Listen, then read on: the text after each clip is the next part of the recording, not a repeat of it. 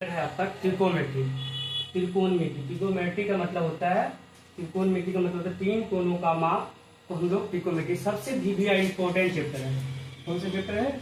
VBI important chapter. ये chapter से आपका एग्जाम के लिए कम से कम आपको 15 नंबर का मार्क्स से पूछा जाता है। ठीक है, 15 नंबर ये मार्क्स से पूछा जाता है। ये त्रिकोणमिति का इंट्रोडक्शन क्लास है आज का जो क्लास होगा आपका इंट्रोडक्शन क्लास होगा, जो कि आप त्रिकोणमिति के बारे में पूरा डिटेल्स बताया जाएगा। त्रिकोणमिति से आया कहाँ से सवाल, किस सवाल से आता है, और सारे एक्सरसाइज को बताया जाएगा ये त्रिकोणमिति के सवाल पे, त्रिकोणमिति के मान पे। ठीक है, चलिए। त्रिकोणमिति का मतलब होता है त्रि मतलब होता है तीन कोणों, मतलब कोण, मिति मतलब तो माप। तीन कोणों को माप को हम लोग त्रिकोणमिति कहते हैं। तीन कोणों को माप को हम लोग क्या कहते हैं? त्रिकोणमिति कहते हैं। त्रिकोणमिति का शाब्दिक अर्थ होता है क्या? अर्थात तीन कोणों का शाब्दिक अर्थ होता है तीन कोणों का माप। यानी तीन कोणों का माप के लिए आपको देखना होगा कर्ण कौन है, आधार कौन है और लंब कौन है। तो ये सब चीजों को हम लोग देखेंगे, एक एक करके देखेंगे। सबसे पहले हम लोग देखेंगे ये एक समकोण त्रिभुज है।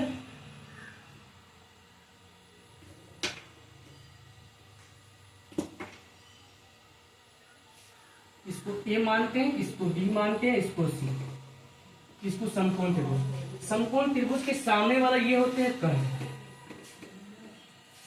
और ये न्यून कोण त्रिभुज के सामने वाला होता है ये लंब,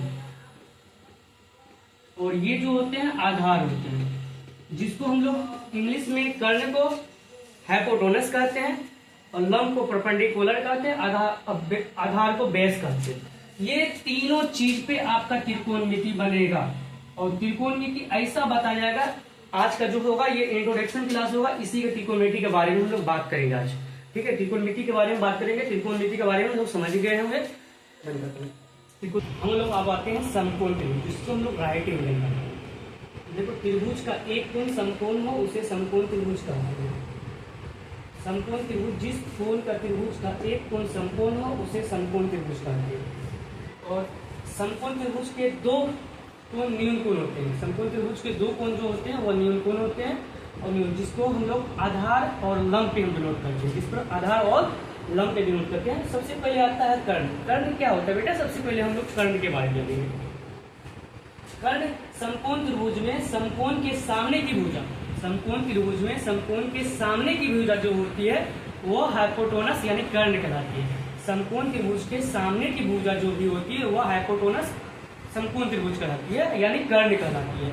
उसके बाद आता है लंब। आपको ये त्रिभुज में तीन चीजों की मान को देखना होगा। सबसे पहले आपको कर्ण को, लंब को, आधार को। और सबसे पहले ये होता है कि आपको आधार लंब चेंज हो सकता है, लेकिन कर्ण नहीं चेंज होगा।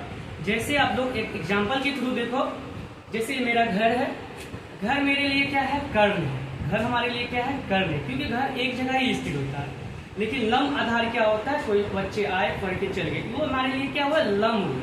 क्या हुआ? लंब है और आधार भी हुए। और सबसे पहले हम लोग होते हैं लंब पे आते हैं। लंब पे क्या होता है? लंब समकोण त्रिभुज के में जो न्यून कोण के सामने वाले भुजा होते हैं वो क्या होते हैं? लंब होते हैं। और लंब आधार आपका चेंज होते रहता है। लंब आधार आपका क्या होते हैं? चेंज होते रहता है, और लंब आधार चेंज भी होते हैं। देखिए, हम लोग फिगर के अकॉर्डिंग हम लोग बात करेंगे। इसको जूम करके एक बार दिखा दो। चलिए, उसके बाद हम लोग आते हैं किस पर? त्रिभुज पे, समकोण पे देखेंगे। समकोण के बारे में, समकोण पे देखो, सबसे पहले डॉट क्लियर आपको यही हो जाएगा, जो कि आज का इंट्रोडक्शन क्लास, पहला क्लास आपका चल रहा है। इंट्रोडक्शन में सारे त्रिकोणमिति का हम एक एक करके फॉर्मूला को प्रूव करके आपको बताया जाएगा। साइन थीटा हो या कोस थीटा हो या कोसेक हो या टेन हो या सेक हो या कोट हो, जो भी मान हो वो सारे मान को बताया जाएगा, और सारे मान को याद भी करेगा। और मान प्रक्रिया पर हम लोग जब बताएंगे, साइन थीटा का मान P/H जो होता है, और लंब जो आधार होता है, वो सारी चीजों को हम लोग प्रूव करेंगे आज। ठीक है, चलिए। आप सबसे पहले हम लोग आते हैं समकोण त्रिभुज पे। सबसे पहले हम लोग समकोण त्रिभुज कहते हैं। इसको बेटा हम लोग कहते हैं A, इसको B, इसको C। ये समकोण त्रिभुज, समकोण त्रिभुज के सामने वाला हाइपोटेनस कहलाते हैं, यानी H कहलाते हैं, जिसको हम लोग कर्ण से डिनोट करते हैं, है ना। उसके बाद ये होता है न्यून कोण त्रिभुज। न्यून कोण त्रिभुज के सामने वाला ये लंब होते हैं। जब आपको कर्ण और लंब पता चल जाएगा तो बेसिकली आपको पता होना चाहिए आधार में मुझे क्या हुआ पता चल जाएगा। तो मुझे आधार के बारे में पता चल गया, ये मेरा क्या हो गया? आधार। लेकिन बेटा ये क्या होता है, सबसे पहले आधार को हम लोग डिनोट करते हैं बी से। किससे करते हैं? बी से। इसको कहते हैं पी से डिनोट, जिसको हाइपोटेनस, बेस और परपेंडिकुलर। फिर से समझो, ये एक समकोण त्रिभुज है और समकोण त्रिभुज ए बी, जिसका बी क्या है? समकोण है। तो बी का समकोण है जो समकोण त्रिभुज के सामने वाला कर्ण कहलाता है, जिसको हम लोग हाइपोटेनस कहते हैं। और न्यून कोण सी है, न्यून कोण त्रिभुज के सामने वाला ये पी कहता है, जिसको हम लोग परपेंडिकुलर कहते हैं। और जो बचता है वो बेस बचता है। और ये दोनों चीज आपका देख लो, आपको दो चीज अगर पता चल जाता तो तीसरा चीज ऑलरेडी पता चल जाएगा। अगर आपको लंब और कर्ण पता चल जाएगा तो आधार निकाल लोगे पाइथागोरस प्रमेय पे। अगर कर्ण और आधार पता चल जाएगा तो आप लंब निकाल लोगे। तो सबसे पहले हम लोग इस पर चलते हैं, एक बात करते हैं इस पर और एक त्रिभुज पे, आपको यही कॉन्सेप्ट क्लियर हो जाएगा। और देखिएगा, ये है ए, ये बी, ये सी, ये जो मेरा है ये है बी समकोण है। तो समकोण त्रिभुज के सामने वाला ये कर्ण हो गया। हमने क्या बताया? कर्ण जहां का तहीं रहेगा, कर्ण कभी भी चेंज नहीं होगा। इस सीधी सी बात जान लो कि कर्ण कभी भी किसी भी एंगल में आपका चेंज नहीं होने वाला। बट आपका क्या आधार लंब चेंज हो जाएगा, लेकिन कर्ण आपका चेंज होगा ही नहीं होगा। तो चलिए अब उसमें हम देखो हम किसको मानते हैं। सी को न्यून कोण मानते हैं, अब इसको हम न्यून कोण मान लिए। चलिए इसके सामने वाला ये क्या हो गया मेरा? ये लंब हो गया। क्या हो गया? लंब हो गया। ये मेरा क्या हो गया? आधार हो गया।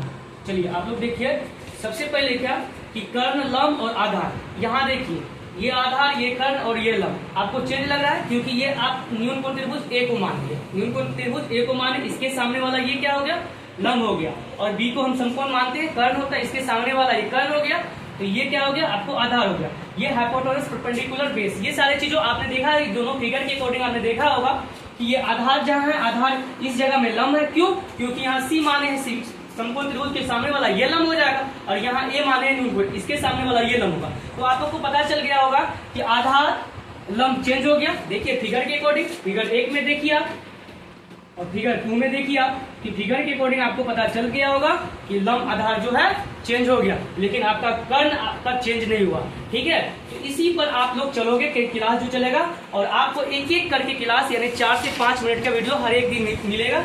और आप लोग यूट्यूब चैनल, हमारे यूट्यूब चैनल का नाम है छोटू